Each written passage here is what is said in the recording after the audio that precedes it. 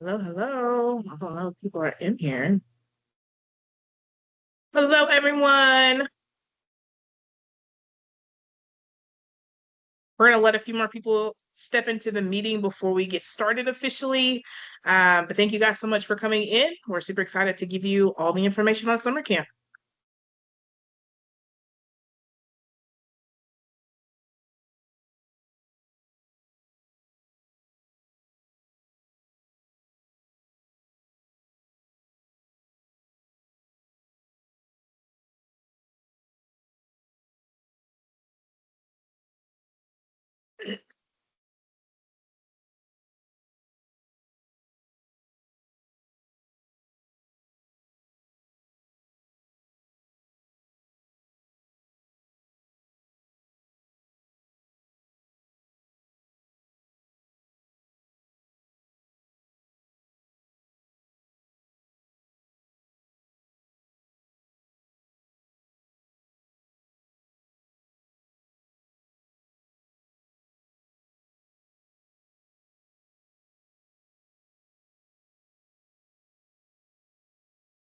Hello, welcome in. We're just going to have a few more minutes, have some more friends jump into our meeting today, and then we'll get you guys started.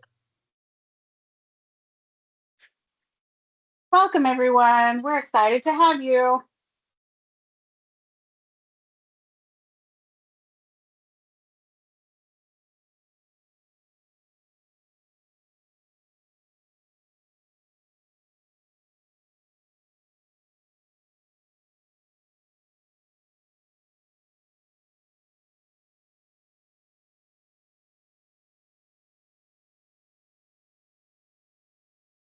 Okay.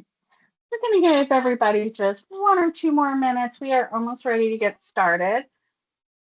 We will see you in just a few minutes.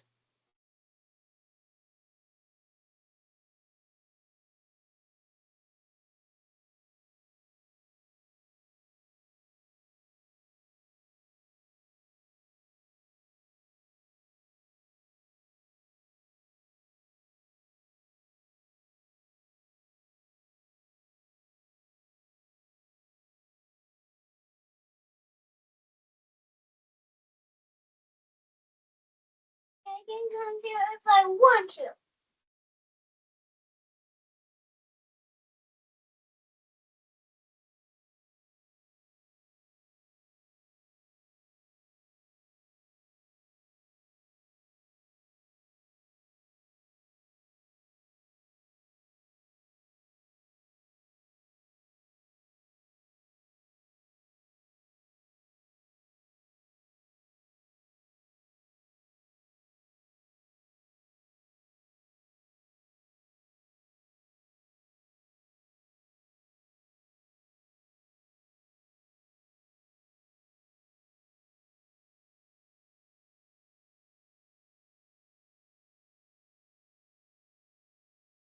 All right. I think we'll go ahead and get started. This meeting is being recorded. So for if you have any friends or anybody else that has not been able to make it or don't feel like you need to take notes because we do have a recording, we'll also have at least one more parent orientation. So again, if you feel the need to jump back in or ask questions, um, we are happy to do that. Before we get started, just a few housekeeping things. If you have questions, please feel free to drop those in the chat. We are monitoring it and we'll answer them as we go. And there's also an opportunity at the end for you to unmute and ask a question as you would like, whatever works for you. Um, Apologies, my son is also in the room with me. So welcome to our new family orientation. We are really excited to have you at Camp Holloway and Camp Sycamore Hills this summer. We have been preparing since last summer for you.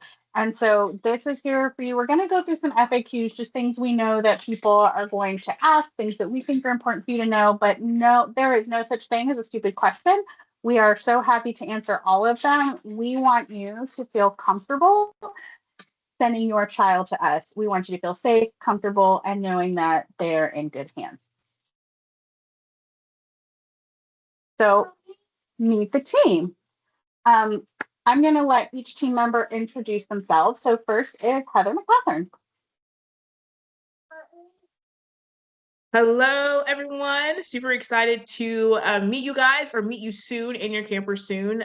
Super stoked to be able to put all the plans that I've had for this past year and kind of see it come to fruition during the summer. So, hello, my name is Heather. I'm Catherine, go by Glee, and super excited to be here with you guys.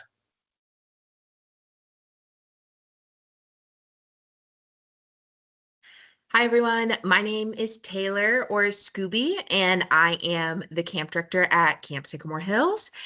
Super excited to talk with you guys today, answer questions, and then just like Glee was saying, see y'all soon at camp this summer with your camper. Yeah, fun fact about me, I grew up going to Sycamore. Glee also grew up going to Holloway, so that is always a fun fact we like to share with everyone. And I just love camp, and my favorite part of camp campfire. So if your camper is there on a Thursday this year, they get to look forward to that. And that is one of my favorite things. So You also want to talk about the horse team, Taylor? yeah, so at Camp Sycamore Hills, we do have our equestrian center, and we have 3 full-time barn staff who run the programming out of the barn in the summer, as well as their own equestrian staff that they hire. So on your left, you'll see Ashley or Abu. She is our equestrian manager, and then Catherine, aka Copper, and then Jen, aka Buckles, are the other 2, and they run all of our programming for the summer and year round out of our equestrian center.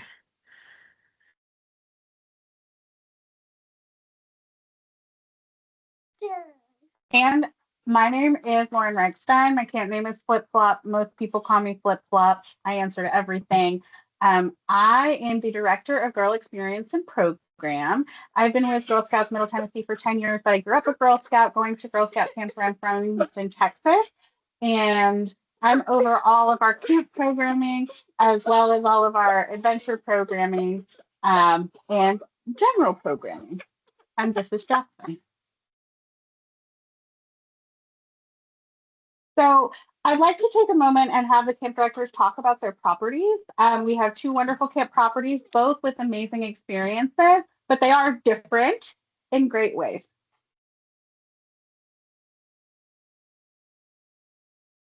Perfect. Well, yes, I love to talk about Camp Holloway. I could talk about Camp Holloway all day long. But a lot of the best things that Camp Holloway is known for is the Josephine Holloway legacy. How Josephine Holloway has made a huge change in diversity for our Girl Scouts in Middle Tennessee, and also for our camps to be able to bring Girl Scouts from all over Tennessee just to be a part of what we have going on. Also, best known for Camp Holloway is that we have climate controlled cabins. We have 4 cabins on main camp, Courage, Independence, Sisterhood, and Honor. They are all reflections of each other. And then we have our bigger unit, which is a few years old, and it is Groves down in our hollow, where a lot of our original buildings from when Josephine Holloway was here still live. And so those 5 cabins, they are very spacious, a lot of room for our campers, a lot of bunk beds, and a lot of space for just a lot of activity to be done. So also we have our platform tents, which is one of my favorite features that we have at camp. Our platform tents sit at the very top of our hill once you get to main camp. There are twinkle lights that line through every single tent that's there. There's 4 beds in each of our units, so it houses about 64 people at the top, which is phenomenal to hold that many spaces. And it also holds our a big fire ring where we have our opening campfire for our campers, just to kind of see it all lit up and beautiful at the top of the hill to watch the stars, and also the moon as we all get to know each other on that first night. So we also have our 40-foot climbing tower and our rappel tower, very popular on our grounds as well. A lot of opportunities for our campers to try any level, any space that they need to get there. I love the challenge that this wall creates for our campers. So definitely a popular thing for our campers to love and want to do all the time at summer camp. Also, we do have our slingshot range, super nice for our daisies and our brownies to be a part of as well. Super awesome just to be able to go up to this range and just kind of shoot at different targets and just have a fun time with that as well. And then our Swing by Choice, which is heavily team-based. You can't get to the point that you want to without having your team members in communication. And I think that's the best part about Swing by Choice. It's not an individual activity.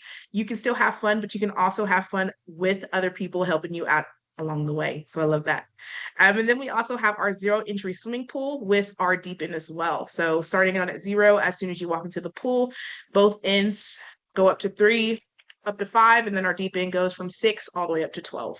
So there's just a lot going on for us at Camp Holloway and our properties. So Yeah, and Camp Sycamore Hills, I've already mentioned the Equestrian Center, but that is one of its main known features is that it has the horse barn. We currently have a herd of around 40-ish horses that can do all different types of skills from our beginners to our really advanced riders. So that is super exciting to have. We have a new large multi-purpose building. This will be about its 3rd or 4th summer, and it houses our dining hall, our camp store, our art studio. So it is super lucky to have. It has a lot of great rainy day spots as well. We also have climate controlled cabins. We have a lot of different kinds of climate controlled cabins. So we have some that have the bathroom included inside, which is where our brownies typically stay. We have another unit called Pine Hill where the bathroom is just like a little bit further away. So it's not right attached to the building. And that is typically for our juniors. And then we have some other climate controlled units that are very standard dorm style housing. And then we have 2 screened cabin units called Hogan and Whispering Oaks. These are typically where our middle schoolers and up stay at the summer. So no air conditioning in these, but there's still electricity. So campers have a really good time like being out in the elements in these units. And Hogan's actually my favorite unit on camp. So I love staying out there. And then this year we have a brand new high challenge course that just opened. It's on main camp. So it's right up a hill next to a unit called Hilltop. And with it is a rock climbing wall, a dual zip line, so 2 people can zip line together, a like traverse challenge course that has different levels. So depending on your camper's excitement for heights, they can do different levels, as well as some team building challenge elements. And there's also some low challenge elements that our younger Girl Scouts can do as well. So super excited to get to see this in use this summer. We also get to canoe and kayak on the Sycamore Creek at Camp Sycamore Hills. So our older girls will get to go out and learn the team building that comes with being in a canoe with a buddy and learning how to paddle and steer and things like that. And then we also have a zero entry pool, but our pool does not have a deep end. So it goes to about 4.5 feet, but zero entry all the way in. So we are going to go through just some basic information. This is a great time if you have questions, if I'm unclear, if I forget something, if I skip something that you thought I would cover, please drop it in the chat. I am happy to answer those questions. And again, you can unmute at the end and we're happy to, number one, answer questions, but also just have a conversation about various things or talk through things. So camper requirements. We find that campers have the best success if they can do these things. And these are listed on our website. They're in Camp Doc, and it's pretty standard stuff if they're fully independent with hygiene, with age-appropriate reminders. Brownies need help brushing their hair. That is so normal. That they can mostly use the bathroom, shower, get dressed unassisted, live, shower, and dress in communal spaces. So I just want to point out that for us, privacy is an essential component of camp. When we say communal spaces, we mean that there would be, a bathroom with many stalls in a bathroom, or a shower house with many stalls in a shower house. But things like toilets, showers, changing spaces, those are all individual and private. There's just not like an entire room where a whole door closes in most of our cabins, where you'd be alone in a room. You'd be like behind a curtain or in a stall. And it's important that our campers know that they will be dressing and showering and using the bathroom in these sorts of facilities, and also sleeping in a dorm style cabin or dorm situation. They're not going to have their own room. So campers can age appropriately, follow verbal directions, understand age appropriately and follow camp rules and expectations, be able to tell us if they need something, or they're angry, or they're hurt, or they're scared, or they're happy, or they're having a great time and they're not hungry, all of those things. And just be able to reasonably and age appropriately self-regulate. these are kind of our basic requirements. We understand our campers come to us from all different places. And so if you have a concern about something on this list, it is not an automatic, they don't get to come to camp. It is now we would like to have a conversation with you about what this looks like, how we can make your camper successful, and how we can support them in coming to camp. We have a lot of different things we can talk about our inclusion coordinator later, and about all the different ways we train our staff. So just know this is kind of the baseline of how you know if your camper is ready for camp. With that, we also have behavior guidelines for girls. I'm not going to go through each of these individually because this is specifically in Camp Doc where both you and your camper have to sign or initial, like put your initials in there saying that you understand the behavior expectations. In general, we just ask that campers respect themselves, they respect camp property, they respect staff, that they are really keeping their own personal space private, that they're honoring the community that we've built at camp, that they keep themselves safe, that they keep others safe, and that they engage fully in the camp community. So things like no bullying, no teasing.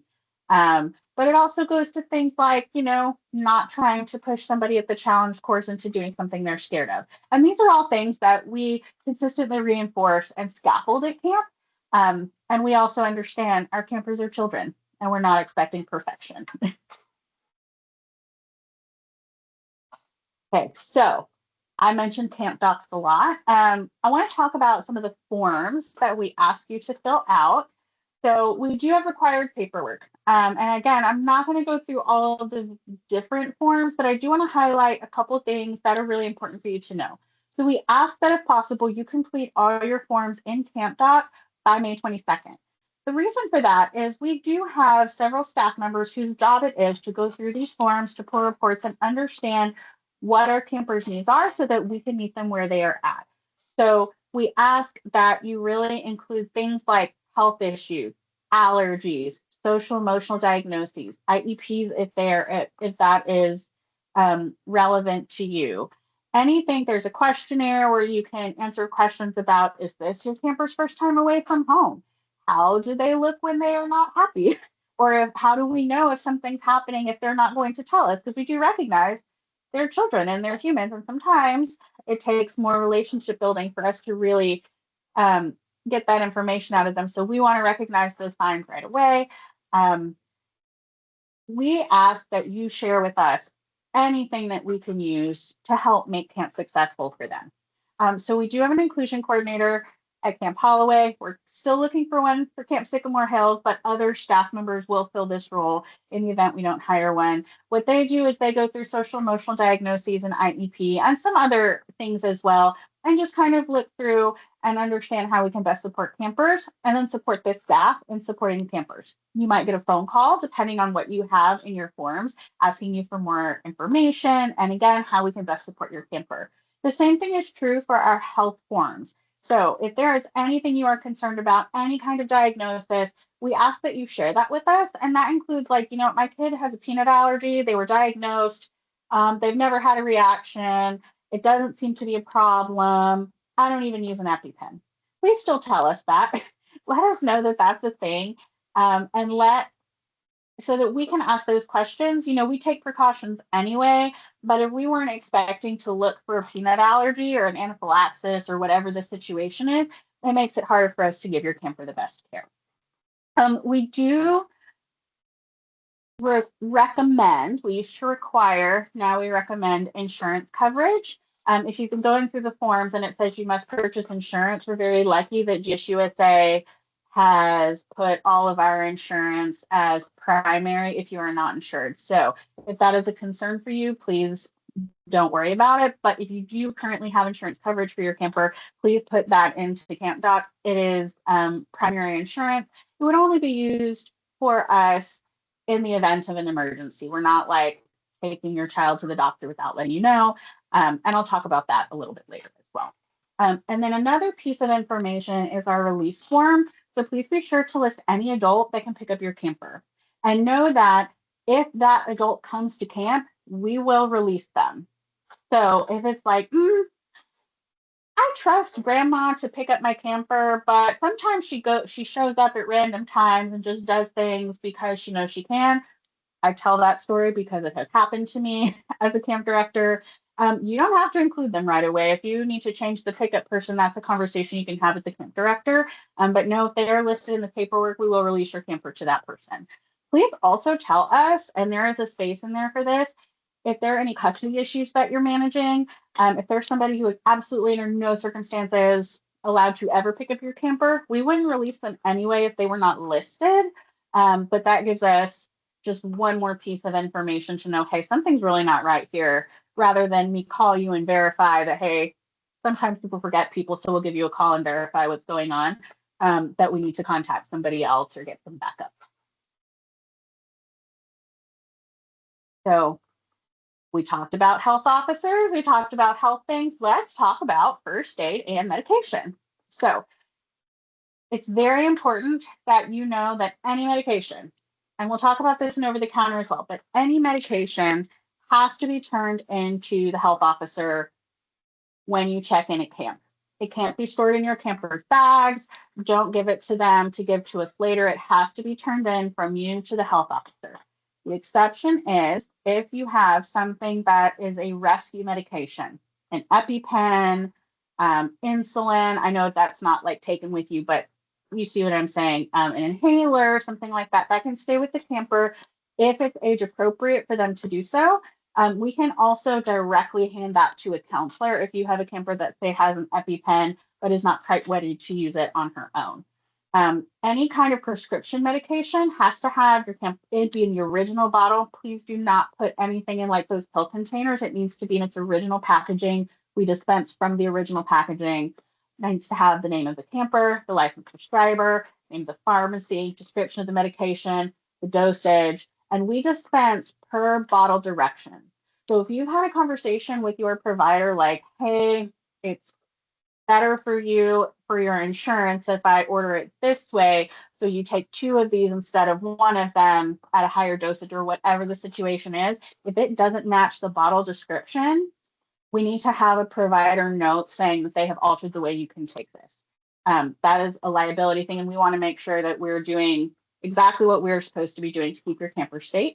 And you can upload all of this information into CampDoc. So all you have to do when you show up to camp is hand off the medication to our health officers. So over-the-counter medication, again, required to be turned into the health officer. And please know for our purposes, this includes vitamins, melatonin, anti-itch cream, Neosporin. Any of those things need to go to the health officer, but also know we stock all of that. We have acetaminophen, ibuprofen, bacitracin, or Neosporin type things. We have anti-itch cream, calamine lotion, Tums, Pepto-Bismol, all the things.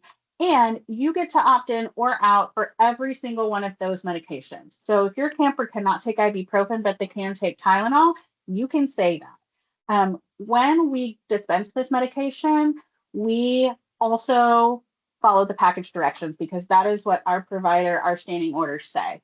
So for example, if you can have 1 ibuprofen based on your camper's weight or their age, this is why we ask for weight, by the way. They can have 1 dose every 6 hours, like 200 milligrams every 6 hours. But your doctor has said, yeah, she gets really bad headaches or her knee really hurts or whatever the situation is, she can take 3. I need that in a note so that we can follow those orders as well. And they also, if you choose to bring your own ibuprofen or your own Tylenol, you can do that, but it needs to be in the original packaging. So again, no Ziploc baggies with pills, no pill containers. Like I need the whole bottle of ibuprofen.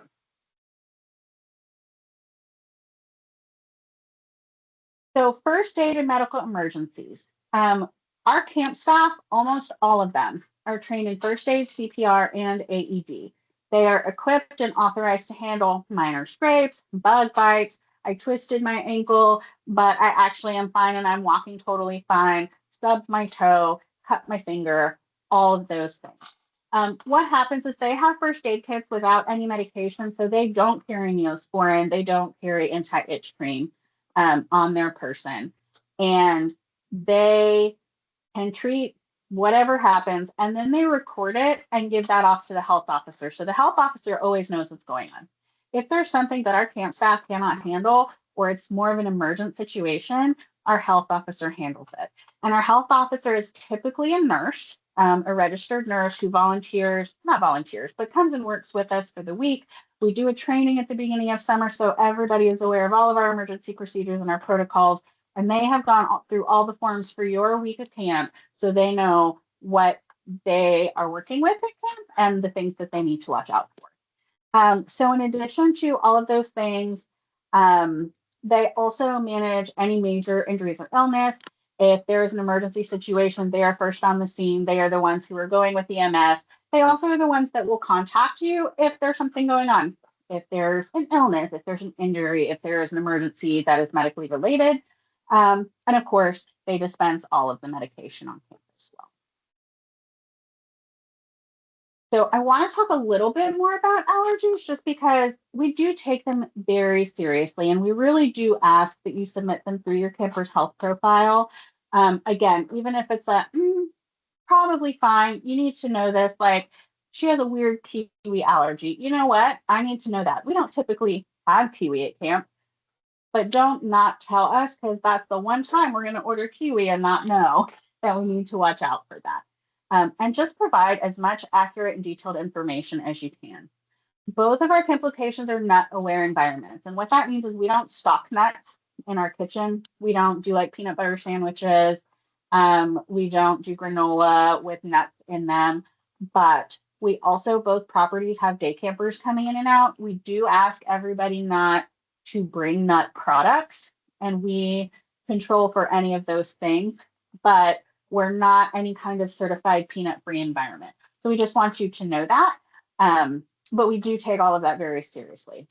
If your camper does have an allergy and they take medication for it, please provide that. We do require, if your camper has an anaphylactic reaction to something, that you provide an EpiPen. Of course, they will be returned to you at the end of the week. And our camp staff are trained to recognize allergic reactions and administer EpiPens when needed. And of course, the health officer on site can do that as well. And then one of the things that our health officer and our inclusion coordinators do is they pull a report before every week of camp that talks about allergies and dietary needs.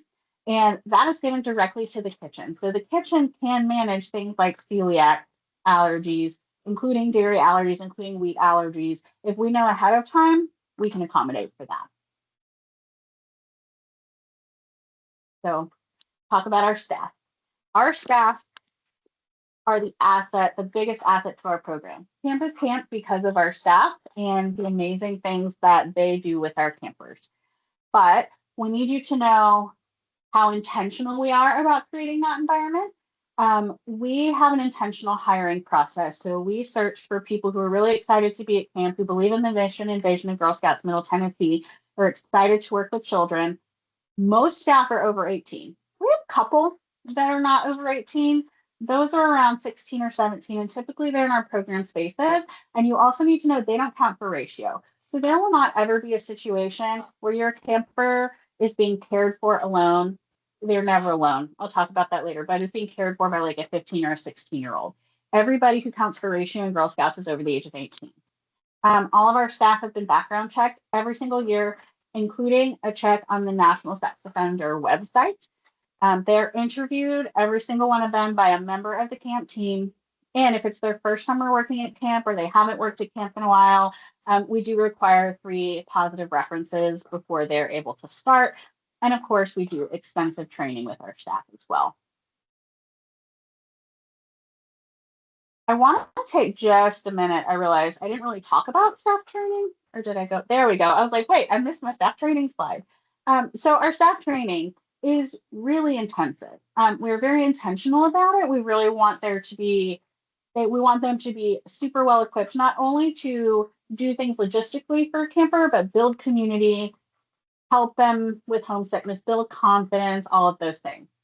So for that, they are first aid CPR and certified with very few exceptions. We do offer youth mental health first aid training for our staff. We train them thoroughly in our emergency procedures and protocols, and we rehearse those over the summer.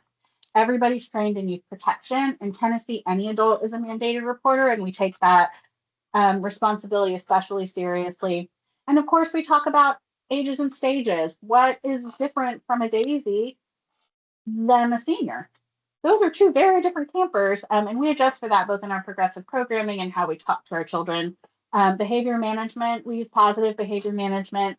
There are boundaries and there are consequences, but those are directly related to whatever's going on at camp.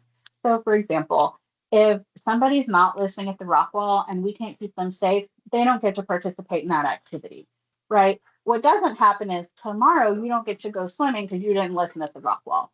We really like to give campers the opportunity to, again, build confidence and do the right thing. We recognize that camp is sometimes overwhelming. It's wonderful and fantastic, and everybody gets in a bad mood. And so we really try and focus on helping them make good choices and work together in a positive way. We do work through conflict resolution. How do we manage conflicts among campers? How do we help them solve those problems?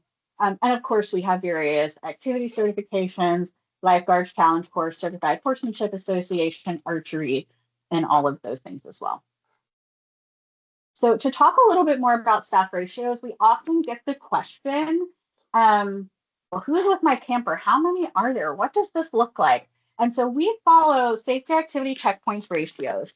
If you're not familiar, safety activity checkpoints is what governs Girl Scouts. GSUSA, every council has safety activity checkpoints, and these are standard ratios for our campers. So there will never be one staff alone with campers. So just know like it's a minimum of 2, but it's a 1 to whatever ratio. So for us, for overnight, brownies are 1 to 6, Daisy's a day camper 1 to 6, juniors 1 to 8, cadets are 1 to 10, seniors ambassadors 1 to 12. And in addition to that, we do have our admin teams, we have program staff. So these right here are the minimum, and we have more than the minimum, exceedingly so. We also often get the question about like what happens in the cabin, who's in the cabin with my camper, especially because we get the question, we do sometimes have male staff. So I just want to address male staff are never permitted in cabins, changing areas, showers, bathrooms, anything like that. Sometimes they work in the kitchen. Sometimes they work as program staff at ropes or in other spaces, but safety activity checkpoints requires that there be 2 non-related adults with groups of girls and then additional for ratio as needed, and that always, always, always one of them is female. There will never be a situation where your camper is in a cabin with a male staff. There will never be a situation where they're alone with any staff, and especially not a male staff. Okay. So we get a lot of questions about emergency procedures, communication. What happens if something happens? What do we do? So I want to emphasize that safety is our top priority. All threats, and when I say threat, I mean weather threat, I mean fire threat, I mean all of those things are taken incredibly seriously. And we have a plan for basically everything.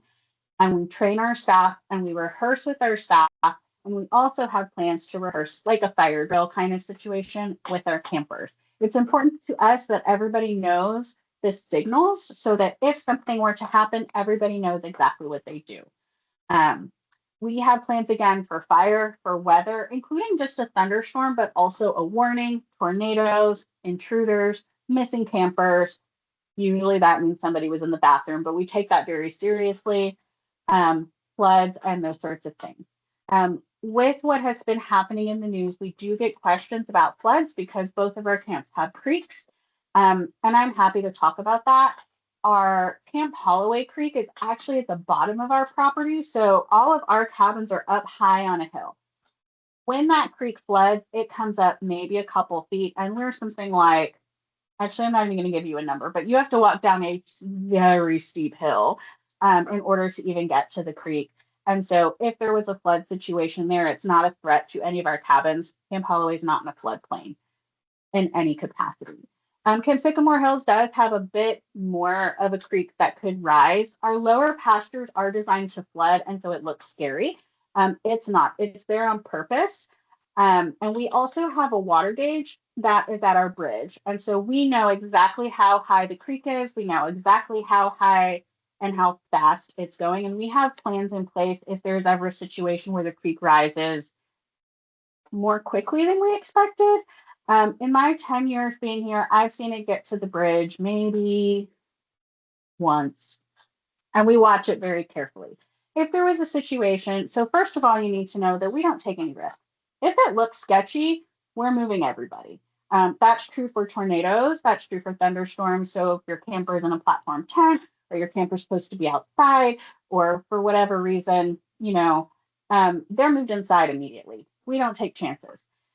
So know that. But if there was ever a situation where we thought the creek was going to rise really quickly, everybody would be moved into higher ground, which none of our cabins are in floodplains, but we'd put everybody kind of in one central location, and you would be notified immediately. And so speaking of communications, this is when you can expect to receive communication from camp. If your camper is sick or injured, we will not call you for every little scrape unless that seems to be really upsetting to your camper. But if someone twists their ankle, we're probably going to call you and say, hey, just so you know, we're keeping an eye on this, just so you know what's going on. Severe homesickness. So homesickness is totally normal. It is so fair to be overwhelmed and nervous when you're in a new place. Sometimes our day campers get it too. And we train our staff on how to support our campers through that. If we don't see an improvement, and we can usually tell, right? Like it's not like we're waiting till Wednesday. We can usually tell when certain things help and we've tried all of our things. And if it's severe, we're going to give you a call. This is not supposed to be a bad experience for everybody, for anybody. And so if there's a situation where there's severe homesickness, we're going to give you a call and say, hey, this is what we're seeing. What can you tell us? What do you think would be the best course of action? If there are some severe behavioral challenges, again, we're not calling you if somebody doesn't listen one time. If we have repeatedly kind of tried to scaffold your camper and it's not working, we'll call you for some feedback to kind of figure out what we can do and take next steps and keep you apprised of the situation. A weather warning. So if there is a warning that has been issued for your camp property, and I have a tracker on my phone that alerts me to both camp properties, camp will follow all of the procedures as normal. So mostly for thunderstorm warnings, it's like, we're all going to stay inside. Clearly, we're not going outside. Once that warning has been lifted and camp has been given the all clear, you'll just get a notification from an email that's like, hey, just so you know, this happened. Nothing happened. Warning's been lifted. If there is some other type of emergency, you'll be contacted potentially by another council staff member. And we'll, as soon as we know the situation, you would receive a notification immediately. So camper communications, we often get the question, how do I contact my camper? So the elephant in the room is we ask that families don't send cell phones. I know I am a parent. I want to know where my kids are at all times. We really, really believe in the value of being screen free at Girl Scout Camp. We believe in the value of interacting face to face. We believe in learning social skills and social interactions without screens. And we also, for practical purposes, do not want to be responsible for $800 phones that are coming to camp with your campers. We want to make sure that those stay safe. So we encourage you to send campgrams if you're an overnight camper, or to send snail mail. Both of those get distributed every single day. They're never withheld as a punishment or anything like that. They will come to your camper like clockwork. We do post photos on our photo app called Waldo if you consent to us doing so.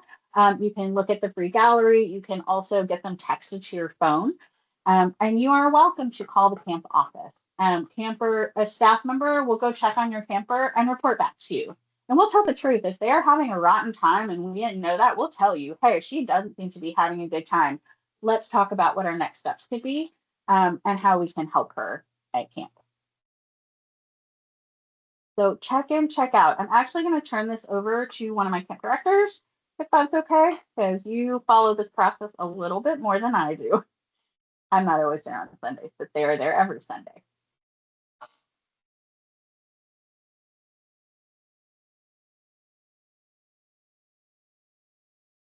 I'm going to toss this one to you, Scooby. Oh, you unmuted, Heather. That's fine too.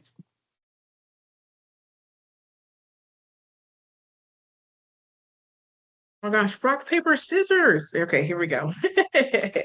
Perfect. So yeah, so our overnight check-in and checkout process, check-in and checkout for all camp programs for both Sycamore Hills and at Camp Holloway are a drive-through process.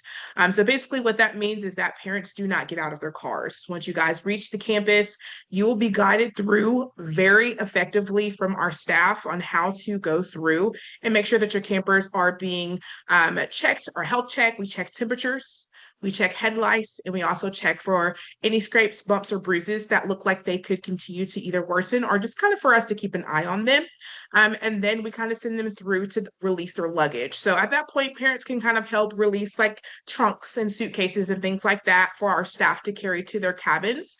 But at that point, once you help them unload, then you can once you unload, then you can kind of get back in your cars and continue through that process.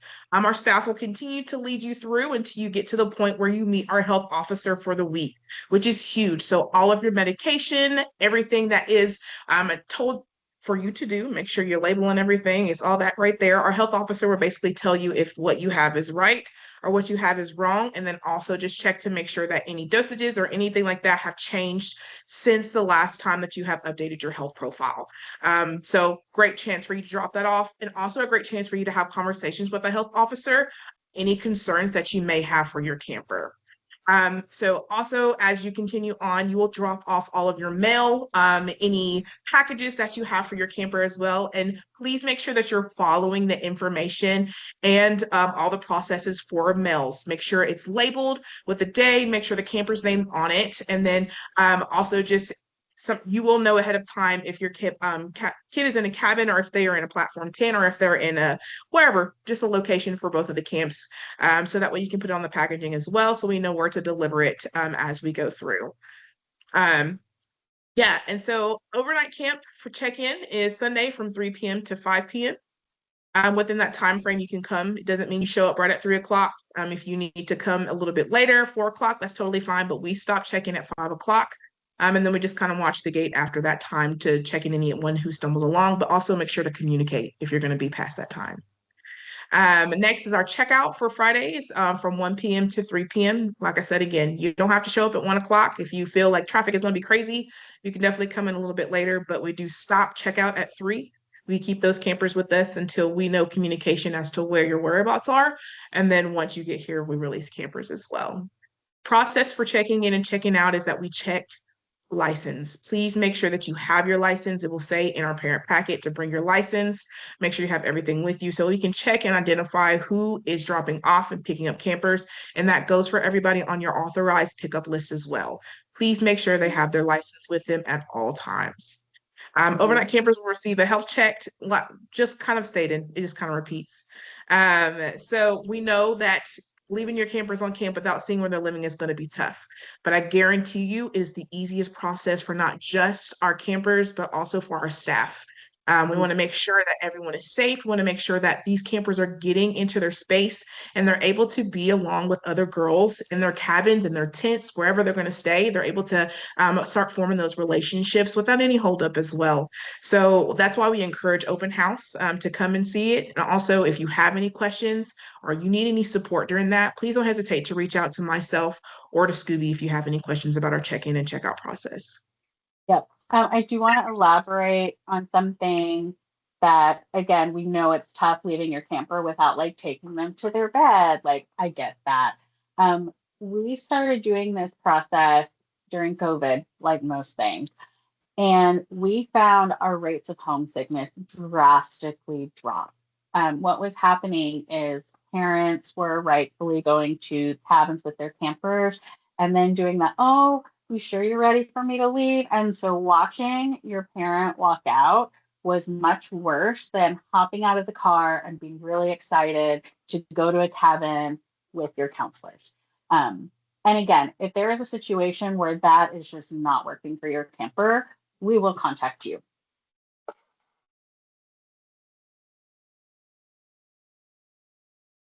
Okay, so I can talk a little bit about day camp and mini sessions check-in and check out. The mini sessions check-in are the same, like the process is the same as overnight camp because it is an overnight camp.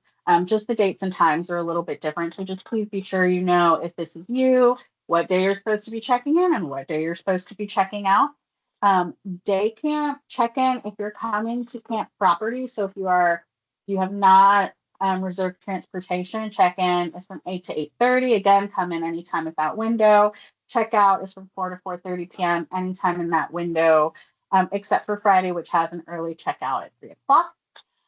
Please, if you have bus transportation, the times vary a little bit just depending on where you are. So if you're at the Nashville Service Center, for example, going to Camp Holloway, I believe the bus leaves at 7:45. Is that right? The bus leaves at 7:45 and will return by 6 p.m., but typically it's by 5:30. And if your camper is on day camp transportation, that our bus drivers will have a way. They usually put together a text list at the beginning of the week to kind of give you an ETA. Hey, we're leaving camp. ETA is this. And then, of course, they don't check their phone while they're driving, but at least you know kind of when to expect them so you don't get there and wait for a long time or your camper's not waiting for you for a long time. All right. Stu, do you want to talk about daily life and activities Sure. and your kitty? Yes. Yeah, so here's some examples of the day camp or the overnight schedule. Most of the time our campers are traveling together with their counselor or cabin group to their different activities. There's also something called Camper's Choice, where campers get to choose what activity they do. So they might not necessarily be exactly with the exact same group for that block, but we try our best to ensure that campers get to try all different kinds of activities at camp. So depending on the session that your camper has signed up for, there will be some promised activities or some themed activities. Like if you're signed up for On Belay at Camp Sycamore Hills, that is themed towards our adventure course. So you're going to do a lot more adventure activities for that session than you would a different session.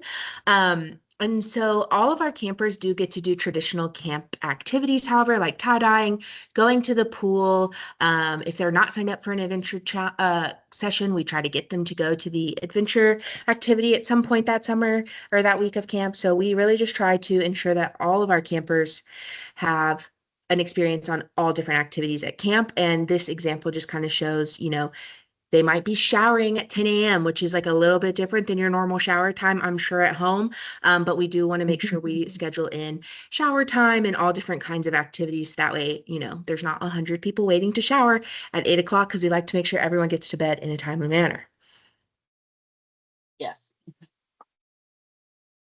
And so exactly like Scooby and Glee said, each day is filled with activities kind of based on their chosen program. And then at night, if you're an overnight camper, there are themed activities. Sometimes they'll do it with their unit. Sometimes it's an all camp activity. And typically it's a campfire or something themed around the theme of the week or something that the staff want to do. So a quick discussion about Trading Post. Our Trading Post is basically our camp souvenir shop. Unlike some camps that you may or may not have been to, or your camper may have been to, we don't sell food. We do that because we got critters.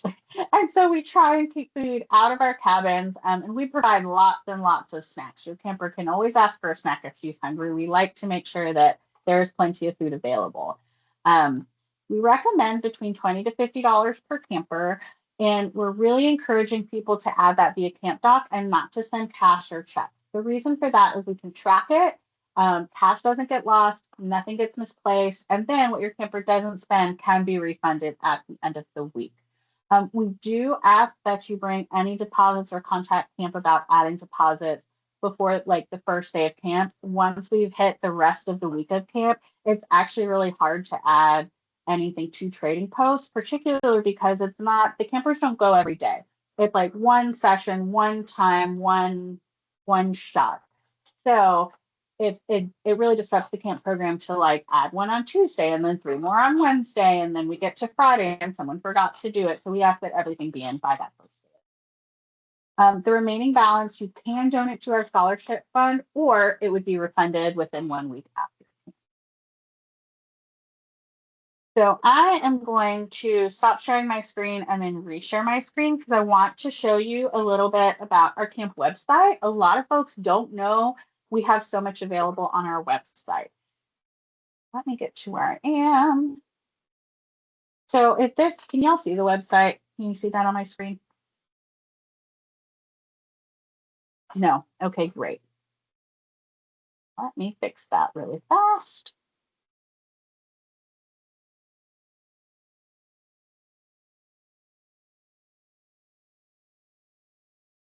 Did that work? Yay. Okay, so this right here, what I'm showing you right now is our regular Girl Scout website, gsmidtn.org. Right now, because we have the banner up for summer camp, you can just click right here and it will take you right there. If this is not there, you can go to Camp and Outdoors right here and then go to summer camp right here. They will both take you to the same place. And then once you get to the summer camp website, there is everything that you need to know. So we start with registration is now open. You have all probably registered for camp. If you want to register again or just need a link to get to Camp Doc, that is your link. If you want to send friends to camp, please send your friends to camp. Tell them how much fun you're going to have. Bring them with you. This is where they register. And then as you go down, all of our important dates are right here, including our new family orientations, deadlines, all of those things right here. Up here also are links, so you can like jump right to our FAQs. You can scroll down as well, but know that property information for Camp Holloway, Camp Sycamore Hills, if you know someone who wants to work at summer camp, all of that information has a quick link right here. As you go down, this is again a registration link. If you want to see the summer camp guide just for reference, that's right here. And if you would like to apply for financial assistance, that's also right here. And then underneath, we have a lot of our frequently asked questions. And some of these are frequently asked questions, but some of them are just really good things to know. So how to register, registration deadlines, what the deposit means, what happens if you have to cancel, what if you're a campers not a Girl Scout, what do we do about buddies, all of those things, check in, check out, medications, they can all be found here. And some of them do have links. So for example, our packing lists, if you're looking for a packing list, you can find them right here under overnight camp or day camp packing list. Clearly those will be just a little bit different. If you go down, information packet, parent information packet can be found right here. So again, overnight camp or a day camp information packet. And then again, if you know anybody who wants to work at summer camp, all of that information is below. As we get closer to camp, we will also send a link to Waldo, our photo sharing service. Again, you do have to give permission, and that's in Camp Doc where you say, I consent to my camper's photo being taken and used part of social media and those sorts of things. We will not post to Waldo unless you sign that consent. We want to just never create a situation where we take a picture and put it into Waldo and our comms team uses it for any kind of advertising purpose. So it's all the pictures or none of the pictures, but if you consent to it, you absolutely can access those galleries. And we'll send all of that, and you can see kind of the positions we have available. If you are more interested also in just kind of seeing some of the activities that we offer, if you go to Camp and Outdoors and it's a hover that you're doing, you can hover over adventures and activities and click there. You can also click on equestrian, and that kind of tells you what sorts of things could be offered. And then again, if you're just looking for property information to see pictures of inside of units, what each unit has, you can click on one of those and it will take you to some of the information we have about it. So for example, this is one of our cabins at Camp Holloway with all of the other information as well.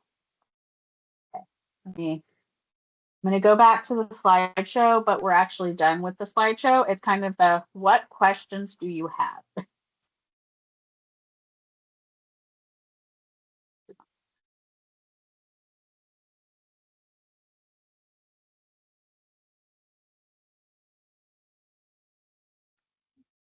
Lauren, we think had if we want, I think we're about to say the same thing. There's some questions in the chat. yeah, to go Great. through the, I'm that's ready. what I was gonna say, to go through the chat. I think there's a couple. One is about open house, which unfortunately happened at the end of March. So we don't necessarily have an option for you to come and tour our camp property before summer camp. But like Lauren showed on the website, you can go to each camp property and kind of view our cabins and things like that there. Another one's about bedtime. So we do try, I can speak for Sycamore, and I believe this is the same for Holloway. We do try to tier our bedtime, so our brownies are going to bed earlier than our older girls. So we typically, you know, especially for those younger girls, those brownies, when we start to see the group is just like really tired and ready for bed, if they need to leave an all camp activity a little early and go to bed, that's a-okay. We have no problems having campers go to bed. We just don't want them to miss out on like a full day of activity, obviously, by being tired. So we do try to get them to bed at a pretty normal time, 8:39 for the early younger girls. It becomes like 10:30 for our older girls who are in high school. But we do want to have a reasonable bedtime, because if you don't get enough sleep, then you're not going to have as much fun the next day. And then Lauren, there's a question about air tags that I was going to leave for you to answer, for putting it like on their camper's backpack or things like that. Yeah, so I mean, the reality is I can't stop you from doing that. And I absolutely understand wanting to do that. I would caution that air tags do require and that kind of technology requires some like pinging, and there's not a lot of technology on camp. So you do run the risk of like not thinking it moved, or thinking that something's happening or not happening, because we just don't have a lot of technology and other cell phones on camp. That being said, we also do not like we can't be held responsible for those. So if you put it in her bag and she finds it and puts it somewhere, you don't have the context for that. And I also don't know where to find it, where to look for it, or if another camper picks it up. So that's one of those things, like send it at your own risk. And know that there are some limitations there, with the information it's going to give you. And again, if you are concerned, we've had parents call it because they see a picture of their camper on Waldo and they're like, man, she doesn't look right. And so we go get that camper, we talk to that camper, and we connect you with them if that is what you'd like. There are lots of different ways to get information about your camper, so just know that going in. Did that help whoever answered that question or asked that question? Yes, Jessica said thank you so much. You're welcome. Jackie was asking about hugs. At Sycamore, we have lots of parents who, once their kid has passed their health check, they'll quick get out, give them a hug, and then off they go with their counselor. I'm so fine with that. We just want to kind of keep the line moving. So, especially if the car in front of you hasn't moved forward, you've got plenty of time for hugs. And there's never really a point, at least at Camp Sycamore, where like we're really trying to like move you on quickly. We do want to make sure that the line is not backed up, especially at Camp Holloway. There is a neighborhood nearby, so we don't want to disturb their traffic. But we do try to keep, things moving. But I don't think a hug is really going to hold up our line too much. So you're definitely welcome to do that. And then Elizabeth has a question about scholarships, which Lauren handles. So I'll let her answer about when to hear back about that. Yeah, so we typically try and get back within 5 business days. We've had quite a lot of applications over the last couple of weeks. So if you applied, I think I'm up to date as of most of last week. So if you don't hear back by Friday, send an email to volunteerresources@gsmidtan.org, and I can double check and make sure we have it. Sometimes people find the wrong form, and I don't get all of the notifications for all the forms. So I'm happy to check on the status of it, but you should hear back fairly soon.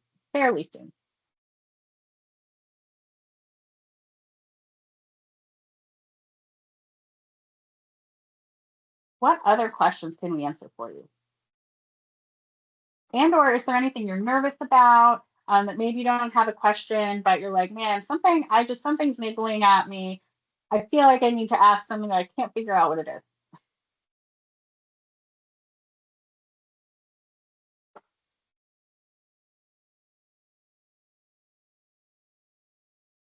Well, thank you for joining us.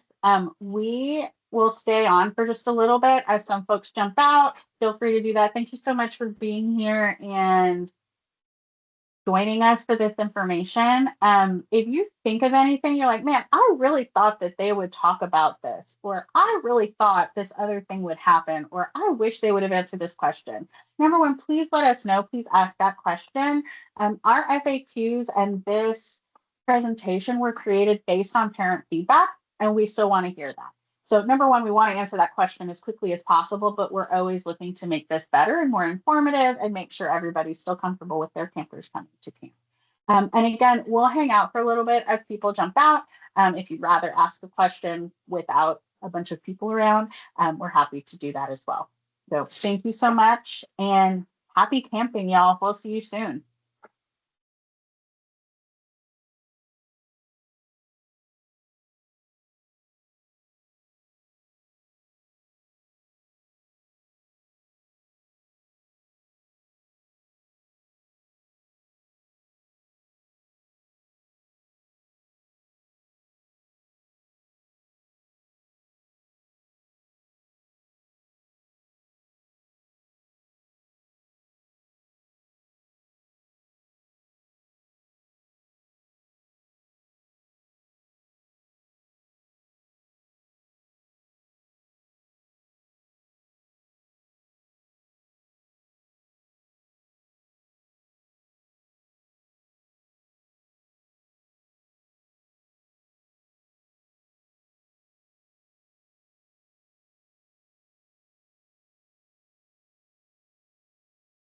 Okay. I think she's not realizing she's in here. Um,